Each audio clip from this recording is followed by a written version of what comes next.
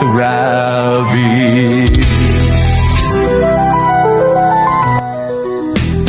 Talk with Ravi. Tamil நெஞ்சங்கள் அனைவருக்கும் வணக்கம். கனடா தமிழ் கல்லூரியின் அடுத்த ஒரு வளர்ச்சி அல்லது அடுத்த ஒரு முயற்சி என்று இதை சொல்லலாம். கனடா தமிழ் கல்லூரியிலே படிப்பவர்களும் சரி படிப்பிப்பவர்களும் சரி பல எழுத்தாளர்கள், சிறுகதை எழுத்தாளர்கள், கட்டுரை எழுத்தாளர்கள், கவிஞர்கள் என பலரை நாங்கள் பார்த்திருக்கின்றோம். ஆனால் இதுவரை மேற்கொள்ளாத ஒரு விடயத்தை கனடா தமிழ் கல்லூரி இம்முறை முதல் முறையாக செய்கிறது. அதாவது தமிழ் எழுத்தாளர் வெளி என்கின்ற ஒரு அமைப்பை உருவாக்கி முதல் முறையாக நூல் வெளியீடுகளை, இந்த நாட்டிலே நூல் வெளியீடு எவ்வளவு அவசியம், எதற்காக நூல் வெளியிடப்பட வேண்டும் என்பதை மனதில் கொண்டு கருத்தில் கொண்டு அவர்கள் இந்த முயற்சியில் இறங்கி இருக்கின்றார்கள். கனடா தமிழ் நூல் வெளி என்ற அமைப்பினூடாக நூல்களை இனி வருடந்தோறும் அவர்கள் வெளியிடவிருக்கின்றார்கள் என்ற ஒரு மகிழ்ச்சியான செய்தி எங்களுக்கு கிடைத்திருக்கின்றது. அதிலும் குறிப்பாக சிறப்பாக இப்பொழுது எனக்கு அருகில் இருக்கின்ற சகோதரி சுகந்தி மார்க்கண்டு அவர்கள் எழுதிய முதல் நூல் தான் இந்த தமிழ் சமூக வெளியினுடைய வெளியீடாக வெளிவரவிருக்கின்றது. அதை பற்றி பேசுவதற்காக எங்களுடைய நவீன கலை அரங்கத்திற்கு சகோதரி சுகந்தி மார்க்கண்டு அவர்கள் வந்திருக்கின்றார்கள். அவரை உங்கள் அனைவர் சார்பிலும் வரவேற்கின்றேன். இனிய மாலை வணக்கம் சகோதரி சுகந்தி. உங்களுடன் பேசணும் மேடம். வணக்கம். சுகந்தி மார்க்கண்டு அவர்களே, உங்களை கலையத்திலே வரவேற்பதிலே மகிழ்ச்சி அடைகிறோம். தமிழ் கல்லூரியில் எவ்வளவு காலம் நீங்கள் இப்பொழுது கற்பிக்கிறீர்கள்? நான் 2008ஆம் ஆண்டில் இருந்துட்டு வரை கற்பித்துக் கொண்டிருக்கிறேன். திறமை வகுப்பில் ஆசிரியராக எஜெக்ஸ் நகரில் எஜெக்ஸிலே இருக்கு கல்வி கற்பிக்க அந்த பள்ளி வளாகம், அந்த வளாகத்தில் கம்பர் வளாகம் என்று சொல்வார்கள். கம்பர் வளாகம் எல்லா வளாகத்துக்கும் ஒரு பெயர் வைத்திருக்கிறார்கள். கம்பர் வளாகத்தில் ஆசிரியராக பணியாற்றுகிறேன். நல்ல சந்தோஷம். இந்த முதல் முறையாக தமிழ் கல்லூரி, கனடா தமிழ் கல்லூரி நல்ல ஒரு முயற்சியில் இறங்கியிருக்கிறார்கள். எல்லா எழுத்தாளர்களையும் ஊக்குவிக்க வேண்டும், எல்லாருடைய படைப்புகளையும் வெளிக்கொண்டு வேண்டும் என்கின்ற ஒரு அவாவினால் அருமையான ஒரு பணியினை மேற்கொண்டிருக்கின்றார்கள். அதில் முதல் முறையாக உங்களுடைய படைப்புகள், நீங்கள் எழுதிய ஒரு நூல் வெளியிட, அதை பற்றி பேசுவோம். என்ன நூல், அது என்ன வகையான நூல்னு சொல்லுங்கள். இது ஒரு மரபு கவிதை நூல். முழுவதும் மரபு கவிதைகளை நினைவு சாரல்கள் என்ற பெயரில் வெளிவருகிறது. அதாவது இப்பொழுது இந்த மரபு கவிதை என்பது அருகி உருகி மெலிந்து நலிந்து வாழ்விழந்து போகின்ற ஒரு அபாயத்தை என்ற யாரை பார்த்தாலும் புது கவிதை என்ன டிக்டாக் கவிதை என்றாங்க. அப்படி வர காலத்தில் மரபு கவிதை, மரபுக்கென்று ஒரு தனித்துவமான பங்கு எப்பொழுதும் இலக்கிய உலகத்தில் இருக்கிறது. அதை கட்டி காக்கின்ற வகையில் நீங்கள் எழுதியிருக்கின்ற மரபு கவிதை, அதுக்கு என்ன தலைப்பு வச்சுக்கிறீர்கள்? நினைவு சாரல்கள். நினைவு சாரல்கள். அருமை, அருமையான. சரி, இந்த நினைவு சாரல்கள் எழுத வேண்டும், இந்த மரபு கவிதைகள் எழுத வேண்டும் எண்ணம் எப்பொழுது உங்களுக்கு உண்டாயிற்று? எனக்கு 8 வயதிலேயே கவிதை எழுத வேண்டும் என்ற ஆர்வம் இருந்தது. 8-10 வயதிலேயே ஆர்வம் இருந்தது. சொல்லப்போனா கண்களில் 1000 கனவுகளை சுமந்தபடி திரிஞ்ச அந்த வயதிலேயே எனக்கு கவிதை எழுத வேண்டும் என்ற ஆவல் இருந்தது. நான் வாழ்ந்த சூழ்நிலையும் அப்படி ஒரு இயற்கை வளம் நிறைந்த ஒரு பூமி நான் வாழ்ந்த வவுனியா. அப்போ எனக்கு அது இன்னும் கூட என்ற கற்பனைக்கு வளம் தேர்ந்ததாக இருந்தது. ஆனால் ஒரு துரதிருஷ்டமோ என்னவோ தெரியவில்லை, எங்களுடைய கல்வி திட்டத்தில் நாங்கள் பாட்டு எழுதுறதுக்குரிய எந்த வாய்ப்புகளுமே இல்லை, வாய்ப்புகளும் அவைகள் வைக்கவில்லை. அதை என்ன நான் நினைத்து நெடுகவும் கவலைப்படுறது உண்டு. பொதுவாக எங்களை சிலபஸுக்குள்ள கவிதை கவிதை நாங்கள் ஔவையாற்ற பாடல்கள், பாரதி எல்லாற்ற பாடல்களும் நாங்கள் படிப்போம், எல்லாம் அதுக்கு இலக்கணம் எழுதுவோம், எல்லாம் செய்வோம். இப்படி நாங்களும் ஒன்று எழுத வேணும் என்ற ஒரு திட்டம் வரக்கூடிய வாய்ப்புகளை அவர்கள் வழங்கவில்லை. பிற்பட்ட காலத்துல நான் இந்தியா பாட புத்தகங்கள் இதில் எடுத்து பார்க்கக்குள்ளதான் தெரியுது, அங்க இந்தியாவிலாம் கிரேட் 4 பாட புத்தகத்திலேயே மரபு கவிதை எழுதுறக்குரிய தொடக்கம் இருக்கிறது. என்ன அப்படின்னா எங்கள்ட நாட்டிலையும் எத்தனையோ கவிஞர்கள் வெளிவராமல் இருந்திருக்கிறோம். என்ன பலருடைய படைப்புகள் வெளிவரவில்லை. அது என்ன காரணத்துக்காக அந்த பாடத்திட்டங்கள்ல அதை சேர்க்காம விட்டார்கள் ஒன்று எனக்கு கடைசி வரைக்கும் விளங்கவே இல்லை. கஷ்டம் என்று நினைத்தார் சிலர், அதை கஷ்டம் என்று தான் நினைக்கிறார்கள். மரபு கவிதை உண்மையா இலக்கணம் அவ்வளவு கஷ்டம் என்று எனக்கு தெரியவில்லை. என்னத்துக்கு தெரியல. அதை விட இன்னும் குறிப்பாக சொல்ல வேண்டும் என்றால் வெண்பாவை பலருக்கு பிடிக்கவே பிடிக்காது. ஆனால் வெண்பாவில் அழகான வெண்பாக்கள் எவ்வளோ இருக்கின்றன இல்லையா? அதுக்கு இன்னொரு காரணம் என்னென்னா, இப்போ ஔவையாற்ற பாடல்கள் எல்லாம் எடுத்து பார்த்தால் ஔவையாற்ற ஓரளவுக்கு விளங்கும். காலமகப்புலவற்றை விட எடுத்து பார்த்தால் சில சொற்கள் எங்களுக்கு அகராக தேடித்தான் அறிய வேணும் என்ன அதன் கருத்தை. கடினமாக இருக்கும். அதால தான் மரபு கவிதையை ஆக்கள் கொஞ்சம் கஷ்டம் என்று நினைக்கிறோம்னு நான் நினைக்கிறேன். ஆனால் எனக்கு இந்த கனடாவுக்கு வந்த பிறகும் எனக்கு எங்களுடைய ஒரு குடும்ப நண்பர் வீட்டுக்கு வந்து நான் வெண்பா வகுப்புக்கு போகிறேன் என்று சொல்லும்போது நான் சொன்னேன், எனக்கு விருப்பமாக இருக்குண்டு.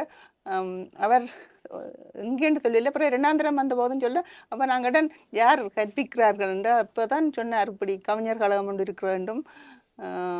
மறைந்த கவிஞர் கந்தவனம், மார்க்ஸ் அலெக்சாண்டர் அவர்கள்ட்ட நான் படிக்கவில்லை.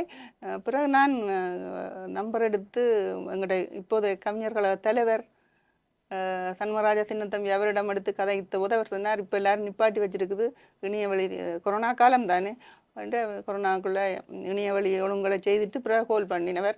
எங்களோட என்னென்ன சேர்ந்து ஒரு 15 பேர் ஏதோ படிச்சு நாங்கள் படிச்சு இப்போவும் நடந்து கொண்டு இருக்குது. சனிக்கிழமையில நாங்கள் ஞாயிற்றுக்கிழமை ஒரு பிரத்யேக வகுப்பு ஒழுங்குபடுத்தி எங்கள் ஆசான் சொன்னார், வேறு ஆசிரியர்களாக இருக்கிறபடியால் இது அடுத்த தலைமுறைக்கும் பிரயோசனமாக இருக்கும்னு சொல்லி எங்களுக்கு கற்பித்தார். அதில் நல்ல மகிழ்ச்சியாக தான் போனது. எங்கள்ட்ட ஆசானை பற்றி குறிப்பிட வேணுமென்றால், யாப்பிலக்கணத்தில் எங்களையெல்லாம் செதுக்கி எங்களை ஒரு மரபு கவி எழுதுற வச்சவர் அவர் தான் சொல்லுவானும், சண்முகராஜா சின்னத்தம்பி. இந்த இடத்துல நான் உங்களுக்கு ஒரு விடயத்தை ஞாபகமூட்ட விரும்புகிறேன். அலெக்சாண்டர் மாஸ்டர், அவரை நாங்கள் பிஏ படிக்க எங்களுக்கு படிப்பிச்சவர். இந்த கவிதை எழுத ஆர்வம் அவரும் கவிநாயகர் கந்தவனம் இருவருமாக சேர்ந்து ஆரம்பித்தார்கள் இந்த கவிதை வகுப்பை. முதல் 2 வகுப்புகள் என்னுடைய வீட்டில் தான் நடந்தது. என்னுடைய ஆர்வத்தின் ஆவல் காரணமாக இது இந்த இடம் செய்கிறான்னு அவையில வேறு இடம் போயிட்டுனா என்ன எனக்கு அந்த பஸ் ஆரம்பத்தில் சொன்ன இந்த மரபு கவிதைகள் எனக்கு அவ்வளோ பெரிய ஈடுபாடு வேற இல்லை. அதால் இந்த அது அவ்வளோ சோபிக்க இல்லை. ஆனால் பிரபாவில் இன்றைக்கும் தொடர்ந்து அவை 2 பேரும் மறைந்த பின்பும் இன்றைக்கு சண்முகையா போன்றவுடைய தலைமையில் அது போய்கொண்டே இருக்குது. இப்போ நான் மரபு கவிதைக்கு கால் வைத்து இன்றைக்கு உங்களுக்கு முன்னுக்கு வந்த ஒரு புத்தகம் வெளியிட போகிற இருக்கிற காரணம் எங்களோட கவிஞர் கழகமும் சண்முகராஜா சின்னத்தம்பி ஆசான் அவர்களும் தான். ஆனால் என்ன வெளி உலகத்துக்கு கொண்டு வந்தது கனடா தமிழ் கல்லூரி. அவர்கள் தான் என்னுடைய காணொளிகளையோ அல்லது கவிதைகளையோ தங்களோட முகநூல் பக்கத்தில் போட்டு பல்லாயிரக்கணக்கானவர்கள் பார்த்துருக்கிறார்கள். உண்மையில இப்போ நான் என்னோட படிப்பிச்சு கொண்டிருக்கிற கிட்டத்தட்ட பலர் படிப்பிச்சு கொண்டிருக்கிறார்கள். நான் ஒரு முதல் கட்டமாக ஒரு 28 ஆசிரியர்களை வாழ்த்தி ஒரு எண் சீர்திருத்தம் ஒவ்வொருத்தருக்கும் எழுதினான். எழுதி முதற்கட்டமாக ஒரு 10 பேரை இதில் போட்டு நான் எங்களுடைய தமிழ் அகாடமி முகநூலில் அகாடமி அவர்கள் போட்டார்கள். நேற்று பார்த்தேன் 8000க்கும் அதிகமான ஆக்களிடம் சென்று அடைந்திருக்கிறது, பார்த்துருக்கிறார்கள். என்றதில் மகிழ்ச்சி அடைகிறேன். இதில் முக்கியமாக சொல்ல வேண்டும், உங்களுடைய கனடா தமிழ் கல்லூரி அதிபர் என்னுடைய அருமை நண்பர் சிவானந்தன். அவர் பலருக்கு தெரியாது, அவர் தான் தாட்சாயினி. அவரும் நல்ல ஒரு கவிஞர், அவர் அருமையான கவிஞர். அவருடைய புனைப்பெயர் தான் தாட்சாயினி சிவானந்தம். அவரும் பல ஆண்டுகளாக இந்த கல்லூரியை வெற்றிகரமாக நடத்தி கொண்டிருக்கிறார். அவருக்கும் அவரோடு இருக்கின்ற ஆசிரியருக்கும் ஒரு சிறந்த குணம், எவரிடம் என்ன திறமை இருக்கிறதோ அவர்களை முன்கொண்டு வருவதில் அவர்கள் ஆற்றுகின்ற பணி உண்மையில் அளப்பரிய பணி. இந்த வழியில் அவர்களுக்கு இந்த நன்றியை சொல்லலாம். சரி, அப்போ உங்களுக்குள்ள ஒரு திறமையை கண்டுபிடிச்சிட்டோம். அதை வச்சு தான் இந்த நூலை வெளியிட கொண்டு. எப்பொழுது இந்த நூல் வெளியிடப்படுகிறது? மார்ச் 14. மார்ச் 14. எங்கே வெளியிடுறீர்கள்? ஸ்காப்ரோ சிவிக் சென்டரில் 1 மணிலேருந்து 6 மணி மட்டும் அந்த டைமுக்குள்ள. யார் அதுக்கு தலைமை தாங்குறாரு? உங்களுடைய ஆசான் தான்? இல்லை, கனடா தமிழ் கல்லூரி. அதான் யார் அப்போ தலைமை தாங்குற? கனடா தமிழ் கல்லூரி அவர்கள் தான் தலைமை தாங்குறார்கள். சிவானந்தனா? இல்லை, எனக்கு தெரியல. அப்போ ஒரு பெரிய விழாவாக இருக்கிறது. சரி, அந்த உங்களுடைய நூலில் நாங்கள் என்னத்தை பார்த்து வியந்து போகலாம்? என்ன நீங்கள் சொன்ன நினைவுச்சாரல்கள் என்ற எங்களுடைய நினைவில் இருக்கிற சாரண்டா மலர் போட்டு அந்த தொங்குகின்ற கொடி போல என்னென்ன நினைவுகளை நீங்கள் உங்களுடைய புத்தகம் சுமந்து வருகிறது? என்னுடைய முதலாவது சொல்ல வேணும், என்னுடைய புத்தகம் எல்லோருக்கும் விளங்க, மரபு கவிதைண்டா விளங்காதுன்னு நீங்கள் நினைக்கப்படாது, எல்லோருக்கும் விளங்கக்கூடிய மொழிநடையெல்லாம் எழுதி இருக்கிறேன். இப்போ புலம்பெயர்ந்து வாழ்கிற இந்த கனடா நாட்டில் படிக்கிற பிள்ளைகள் கூட வாசித்து இலகுவாக விளங்கி கொள்ள கூடிய புத்தகம். ஆனால் அது மரபு வழியெல்லாம் எழுதப்பட்டது. அது எந்த புது கவிதை அதுக்கு எந்த இடம் நான் கொடுக்கவில்லை. முதல் நான் இந்த புத்தகத்தை 3 பகுதியாக பிரித்திருக்கிறேன். முதலாவது வெண்பாச்சரம், அதில் கிட்டத்தட்ட 103 நேரிசை வெண்பாக்கள். வெண்பா தெரிந்தவர்களுக்கு இலகுவாக இருக்கும். இல்லை, வெண்பா தெரிந்தவர்களுக்கு தெரியும் வெண்பா எழுதுவதை விட கடினம் என்று. அதை இதன்று எழுதினான். மிக நுணுக்கமாக எல்லாத்தையும் பார்த்து எந்த இலக்கண பிழையும் வரக்கூடாதென்று அதனை செய்தேன். எங்கள் ஆசான் எப்போதும் சொல்லுவார், வெண்பா ஒரு கற்புடைய பெண்ணை போன்றது, அதில் எந்த பிழையும் பெறக்கூடாது. மற்ற பாவகைகளில் ஒரு தளர்ச்சி இருந்தாலும் வெண்பாவில் எந்த பிழையும் இருக்கக்கூடாதுன்று. அப்போ அதுக்கு மிக நுணுக்கமாக பார்த்து அதுக்கு எங்கள் ஆசான் ஒரு சிறப்புரை புத்தகத்துக்கு அளித்திருக்கிறார். பண்டிதர் சவே பஞ்சாட்சரம் ஐயா, அவர் அணிந்துரை எழுதியிருக்கிறார். அவரும் மிகவும் பஞ்சாட்சரம் அவருடைய மேலக தலைவருடைய கையால் விருது பெற்றவர். பஞ்சாட்சரம் ஐயா சிறப்பான ஒரு அணிந்துரை எழுதி தந்திருக்கிறார். அவரும் வெண்பாக்களை எல்லாம் பார்த்து பாராட்டினார், இந்த பிழையும் இல்லாமல் நேர்த்தியாக எழுதப்பட்டது என்று சொல்லி இருக்கிறார். மற்றது வெண்பாக்களே எல்லா பல விதமான தலைப்புகளும் அதில் இருக்கின்றன. மற்றது தாய் நிலத்து வாழ்நிலத்து நினைவுகள் என்றது அடுத்த 2வது குரூப். அதில் கூடுதலான விருத்தப்பாக்களையும் நிலமண்டல ஆசிரியப்பாக்களையும் வெண்கலிப்பா கட்டளை கழித்து அதுலேருந்து தான் எழுதியிருக்கிறேன். அதில் நான் கடந்து வந்த அந்த வலிகள், இளமை காலத்து அனுபவங்கள், எங்களுடைய தந்தையார் இளம் வயதிலே காலமானவர், அது வரைக்கும் நான் வாழ்க்கை ஒரு பூஞ்சோலியாகத்தான் இருந்தது என்று சொல்ல வேண்டும். அந்த துயர்கள் பின்பு காலகாலமா நீண்ட காலமா கனகாலம், அதன் பின்பு இடப்பெயர்வு, ரோட்டை அலைஞ்சு தெரிஞ்சது, புளி என்ன இதுக்குள்ள மரங்களுக்குள்ள இருந்தது, சாப்பாட்டுக்கு கஷ்டப்பட்டது, இந்த துயர்கள் எல்லாத்தையும் தாங்கிய நினைவுகள் தான் என்னது அடுத்த பகுதி. சரி, இப்போ உங்களிடம் ஒரு கேள்வி சகோதரி. இந்த இவ்வளவு வெண்பாக்கள் எழுதியிருக்கிறீர்கள், இவ்வளவு பாவகைகள் எல்லாம் படைத்திருக்கிறீர்கள், இவற்றில் உங்கள் மனதை தொட்ட உங்களை உருக்கிய ஒரு கவிதை எங்களுக்காக சொல்ல முடியுமா? அப்படி என்று எனக்கு முதல் எழுதி நான் வெளியிட்ட பத்திரிகையில் வந்த இணையத்தில் வந்தேன், தமிழோதோஸ்.com உங்களுக்கு தெரியும் அவர்கள்ட்ட, அவருடைய இணையதளத்தில் வெளிவந்த வாயாற் சுடுவர் படை, அந்த இட்டடியை வைத்து எழுதினது. அது தேர்தல் ஏமாற்றுகள் அதை பின்னணியாக வச்சுதான் நான் அதுக்கு எழுதினது. ஒவ்வொரு தரம் ஒவ்வொரு மாதிரி எழுதினது. நான் எழுதினது வாயாற் சுடுவர் படை என்றதை. வாக்களிக்க கோரியங்கள் வாசலிலே வந்து நிற்பர், நோக்கங்கள் கொள்கைகள் நீட்டிடுவர், ஆக்கமற்றே ஓயா பிரச்சாரம் உண்மை தொலைத்தங்கே வாயாற் சுடுவர் படை. சிறப்பு. மற்றது இதுல மற்ற நிலமண்டல ஆசிரியப்பா, அது முதலாவதாக எழுதின. மற்ற வகையில் ஆலமரம் என்ற ஒரு உயிர்ப்புடன் எங்கட ஊரில் இருந்த ஆலமரம் வேறு காரணங்களால் வெட்டி வீழ்த்தப்பட்டது. அந்த துயரை கவிதையாக்கி அது எனக்கு மிகவும் பிடித்து பலரும் அதை பாராட்டினார்கள். அந்த கவிதை சொல்ல முடியுமா? ஞாபகம் இருக்கா? கொஞ்சம் சொல்லலாம். நீண்ட கவிதை சொல்லுங்க. 2-3 பேர் தான் சொல்ல முடியும். செந்தாமரைக்குளம் சிங்க நகர் தெரு சந்திக்கும் இடத்தில் சங்கரன் சிவனார் சட விரித்தாற்போல் சரிந்து பரந்திருந்த கல்லால மரமே, பள்ளிக்கு செல்வோர் பாதையால் செல்வோர், குளிக்க வருவோர் கும்மாளம் இடுவோர், கழித்ததும் கவன்றதும் உன்னிழல் தானே. அப்படி போகுது பெரிய பெரிய ஆலமரம். அது புத்தகத்துல பாருங்க. அதாவது பொதுவாக கவிஞர்களிடம் ஒரு சிறப்பு இருக்கிறது. தாங்கள் பார்த்ததை தங்களுடைய மனம் கவர்ந்தவர்களை கவிதையாக்குவதிலே அவர்கள் ஒரு கைதேர்ந்தவர்களாக இருப்பார்கள். அந்த வகையிலே இந்த கவிதையும் மண்ணோடு ஒட்டிய மண் வாசம் நிரம்பியதாக இருக்கின்றது. கிட்டத்தட்ட இப்படி எத்தனை வகை பாடல்கள் இருக்கும்? கிட்டத்தட்ட தாய் நிலத்து நினைவுகள்ல 37 தலைப்புகள், 23 தலைப்புகளும். தாய் நிலத்து தாய் மண்ணின் நினைவுகள்ன்றதுல தாய் நிலத்தின் நினைவுகள், தாய் நிலத்தின் அதுல 23 தலைப்புகள் எழுதியிருக்கிறேன். மற்றது வாழ் நிலத்து நினைவுகள். இந்த கனடா நாட்டில் ஒரு ஏதிலியாக அலைந்த கூடுதலானாக்கள் என்ன அப்படித்தான் எழுதினான். பெற்றகம் தாய் மண்ணில் பேரவலம் சூழ்கையிலே உற்றதுயர் தாளாது உன்மடியில் வீழ்ந்தோமே நற்றாயாய் எமை அணைத்து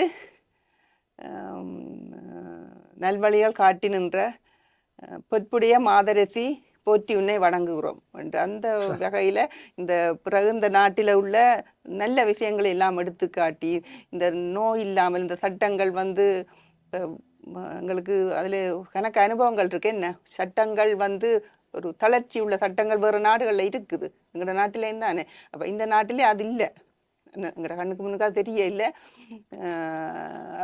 பாதுகாப்பாக வாழ்றாக்க ஒரு நல்ல இடத்தை எங்களுக்கு தந்த என்ற போர்ச்சூழலில் இருந்து வந்த எங்களுக்கு ஒரு பாதுகாப்பு சரியான முக்கியம்தானே என்றதை குறிப்பிடுற மாதிரி இருந்தது என்ற கவிதைகள் அதில் வந்தது. வேறு என்ன அதில் சொன்ன நான் இந்த இளவேனில், இந்த கனடா நாட்டின் இளவேனில் மிகவும் அழகுதானே. பனிக்குள்ள தாண்டு போய் கிடந்த நாங்கள் இளவேனில் வரைக்கும் எவ்வளவு மகிழ்ச்சியாக இருக்கிறோம், அதை ஒரு அழகியலோடு எடுத்து கூறியிருக்கிறேன். மற்றது குழந்தை இணக்கம் ஒன்று, அது பண்டிதரையாவும் அதை மிகவும் பாராட்டினார். பிள்ளைகளுடைய இயக்கத்தை பேரண்ட்ஸ் 2 வேலை 3 வேலை என்று ஓடி திரியேக்க அந்த பிள்ளைகள்கிட்ட மனத்தில் என்ன உணர்வு இருக்கின்றதை திங்க் பண்ணுறதில்ல. அந்த குழந்தை இணக்கம்ன்றதில் அதை நான் குறிப்பிடுகிறேன். மற்றது அன்பை அறிவோம் என்று, அந்த நாங்கள் வீடுகளில் வளர்க்கிற நாய், அதை பற்றி ஒரு ஒரு போலி பாசம் இல்லாத ஒரு உறவு. 2 பிள்ளைகள் இருக்கணும். அதை பற்றி மென்ஷன் பண்ணியிருக்கிறேன். மற்றது நல்ல நாள் வந்தது, அது கொஞ்சம் வித்தியாசமாக எழுதியிருந்த நான். பாட்டெழுத ஆசை கொண்டு பல நாள் ஏங்கி பல பயிற்சி செய்து வந்தேன், பல முயற்சி செய்து வந்தேன், பலன்தான் இல்லை அப்படி என்ற ஒரு கவிதை. பிறகு முடிக்கிறேன்னுடா கடைசியில் எனக்கு இணைய வழியில இப்படி ஒரு கவிதை வகுப்பு நடக்கிறத அறிந்து அதில் பயன்பெற்றேன் என்று முடிக்கிறேன். மற்றது இந்த இதில் வெண்பாச்சரத்தில் எனக்கு பிடிச்ச சிலதுகள் மிகவும் அந்த மனதை தொட்டது. நான் என்னுடைய உண்மையிலே என்னுடைய தாயார் இறைபதம் அடைந்து ஓராண்டும் வருகுது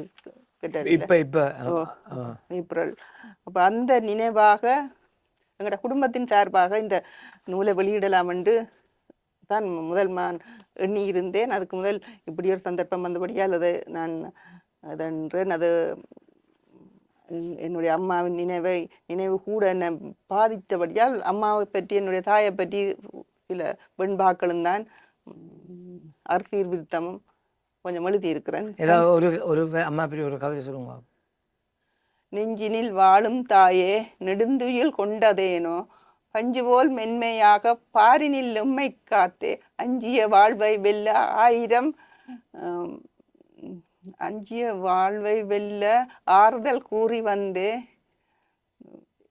எஞ்சிய காலம் எல்லாம் ஏக்கமே தந்தாயம்மா. இப்படி போகுது அறுதீர் விருத்தம். அது கதை. இந்த வேளையில் என்னுடைய சின்ன அனுபவத்தை சொல்லி ஆக வேண்டும். என்னுடைய தாயாரும் ஒரு ஆசிரியை. அவள் உயிரோடு திடீரென்று ஒரு கவிதை ஞாபகம் நான் எழுதினேன்.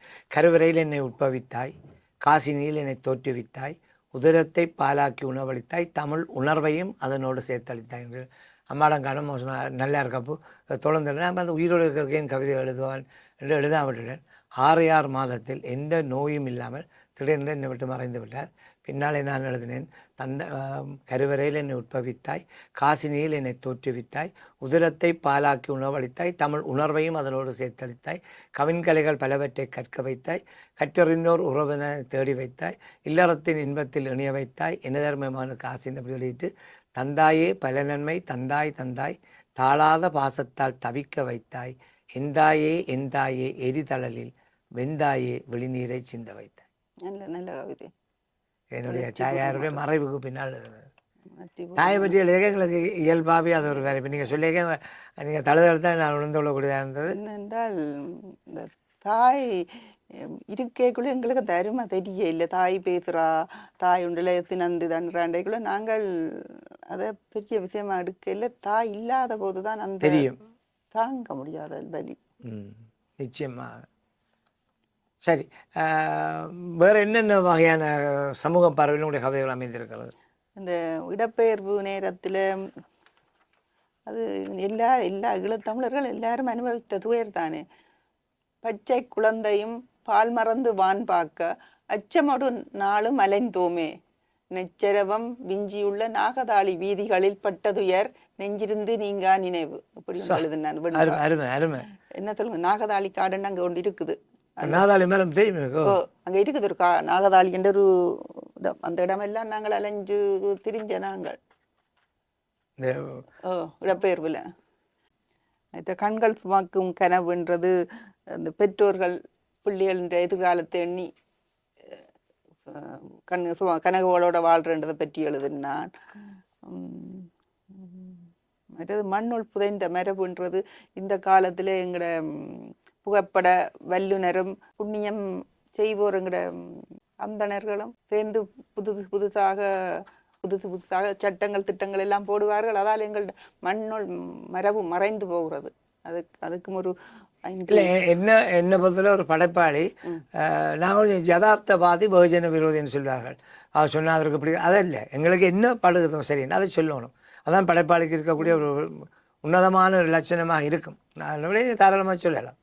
உண்மையாக மரபுன்றது தொன்று தொட்டு நாங்கள் பாதுகாத்து அது ஒரு நல்ல விஷயம் என்று பேணி பாதுகாத்து கொண்டு வர்ற விஷயம். அது எங்களுடைய கலாச்சாரங்கள் பல்கலாச்சாரங்களும் எங்களோட சேர்ந்து நிற்கிறதாலே அதை மாற்று ஆக்கள் கூட இருக்கணும். அதுகளை பற்றி ஒரு 5 பாடல்கள் வெண்பாவை வடிவில் நான் கொடுத்திருக்கிறேன். உச்சம் தொடலாம் உணர். இது கொஞ்சம் பிடிச்ச விஷயம் என்னென்றா, அந்த பாராட்டுற எண்ணம் பாரில் திறந்திருந்தால் போராடும் வாழ்வும் பெருமை பெறும் என்று நான் எழுதினான். பாராட்டு எந்த வயதிலேயா இருந்தாலும் பாராட்டு ஒன்று கொடுத்தால் சாதிப்பினம் கட்டாயம். அதுல நான் 6-7 பாட்டு வெண்பா எழுதி இருக்கிறேன். வேறு வேறு கருத்துக்களை வச்சு இந்த உச்சந்தொடலா உணர் என்ற தலைப்பில் எழுதியிருக்கிறேன். அது எனக்கு பிடிச்சது, நல்லா இருந்தது. நல்லது சகோதரி, உண்மையிலேயே உங்களுடைய இந்த கவிதை தெரியுது. நீங்கள் எவ்வளவு தூரம் கவிதைக்குள் புதைந்து இருக்கிறீர்கள் என்று. நல்ல முத்துக்களாக இந்த கவிதைகள் வர வேண்டும். எதிர்வரும் பிப்ரவரி 14ஆம் தேதி ஸ்காப்ரோ கன்வென்ஷன் சென்டரில் இடம்பெறவிருக்கின்ற இது ஒரு புதிய முயற்சி. கனடா தமிழ் கல்லூரி எடுத்திருக்கின்ற நல்ல முயற்சிக்கு அடிக்கோளாக உங்களுடைய படைப்புகளைத்தான் முதலில் வெளியிடுகிறார்கள். அவை பார்த்து கொண்டிருக்கிற உறவிடம் ஒரு அன்பான வேண்டுகோள், எல்லோரும் இந்த நூல் வெளியீட்டு விழாக்கு வர வேண்டும். என்றால் எல்லாராலும் படைக்க முடியாது. படைப்பு என்பது அது இறைவன் படைப்பதைப் போல ஒரு அதற்கென்று ஒரு வல்லமையும் வலுவான சிந்தனை சக்தியும் ஆற்றலும் இருந்தால்தான் இது சாத்தியமாகும். அந்த வகையில் சகோதரி சுகந்தி மார்க்கண்டவுடைய படைப்புகளுக்கு ஆதரவு தர வேண்டும். அனைவரும் வந்து இந்த விழாவை சிறப்பிக்க வேண்டும். இப்பொழுது நீங்கள் உங்களை பார்த்து கொண்டிருக்கின்ற உறவுகளுக்கு என்ன சொல்ல விரும்புகிறீர்கள்? அவர்களை வருமாறு சொல்லுங்கள். முதலாவது இந்த இது மரபு கவிதை என்றக்குள்ள நீங்கள் யோசிக்க கூடாது. இது கடினமானதாக இருக்கும், பிள்ளைகளுக்கு விளங்காது, அப்படியெல்லாம் நினைக்கக்கூடாது. இது சாதாரண மிக எளிய தமிழில் எளிய மொழிநடையில் எழுதப்பட்டது. எல்லாரும் அதை விளங்கிக் கொள்ளலாம். மற்றது ஒரு அழகியல் ரீதியாக எழுதப்பட்டிருக்கிறது என்று தான் சொல்லுவேன். இயற்கையோட எல்லாம் உங்களுக்கு ஏதோ ஒரு பாட்டு உங்களை கவரும் என்று நான் நிச்சயமாக நம்புகிறேன். மற்றது இந்த இடத்துக்கு என்ன வருவதற்கு என்னுடைய படைப்பை வெளியிடுவதற்கு கனடா கவிஞர் கழகம், குறிப்பாக என்னுடைய மரபு கவி ஆசான் உறுதுணையாக இருந்தார். அதோட என்ன ஒரு வெளி உலகத்துக்கு அறிமுகப்படுத்தினதுன்றது கனடா தமிழ் கல்லூரி என்றதில் பெருமை கொள்கிறேன். நான் கனடா தமிழ் கல்லூரி ஆசிரியராக இருப்பதிலும் பெருமை கொள்கிறேன். கனடா தமிழ் கல்லூரி மேலும் பல உயர்வுகளை பெற வேண்டும். அதே நேரம் கனடா கனடா கவிஞர் கழகமும் மேலும் வளர வேண்டும் என்று கூறுகிறேன். நல்லது. மீண்டும் ஒரு முறை உங்களுடைய இந்த அருமையான படைப்புகள் எல்லோராலும் பயன்படுத்தக்கூடிய வகையில் உருவாக வேண்டும். அதற்கு நீங்கள் சொன்ன போல எழுத்தாளர் இணையமாக இருக்கட்டும், அருமை நண்பர் சண்மராஜாவாக இருக்கட்டும், அல்லது கனடா தமிழ் கல்லூரியாக இருக்கட்டும், உங்களுக்கு உறுதுணையாக இருக்கின்ற அனைவருக்கும் நன்றி கூறி உங்களிடம் இந்த விடைபெறுகிறோம். நன்றி, வணக்கம்.